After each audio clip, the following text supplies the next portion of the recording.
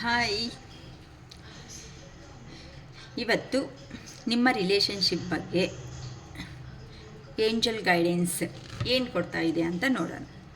ಏನು ಹೇಳಬೇಕು ಏಂಜಲ್ಸ್ ಅಂತ ನೋಡೋಣ.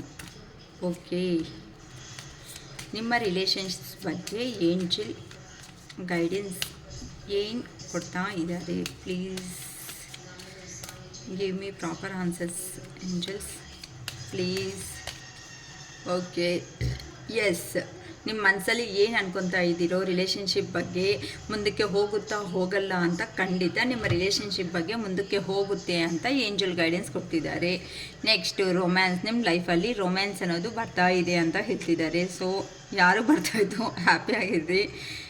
Remain positive. ನೀವು ನೆಗೆಟಿವ್ ಆಗಿ ಥಿಂಕ್ ಮಾಡ್ತಾ ಇದ್ದೀರಂತೆ, ನೆಗೆಟಿವ್ ಆಗಿ ಥಿಂಕ್ ಮಾಡಬೇಡಿ, ಅದು ನಿಮ್ಮನ್ನು ಲೋ ಎನರ್ಜಿಗೆ ತಗೊಂಡೋಗುತ್ತೆ.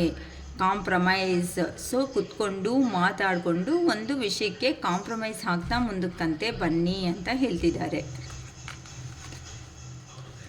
ನೆಕ್ಸ್ಟ್ ಬಂದು ಎಸ್, ಓಕೆನಾ.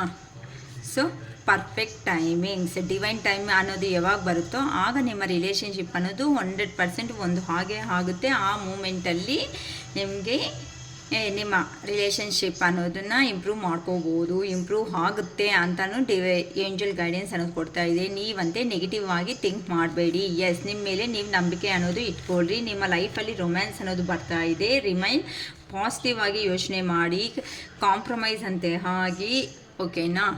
ಸೊ ಈ ಥರ ನೆಗೆಟಿವ್ ಥಿಂಕಿಂಗ್ಸ್ ಅನ್ನೋದು ಇಟ್ಕೋಬೇಡಿ ಅಂತ angel guidance. Okay, all the best.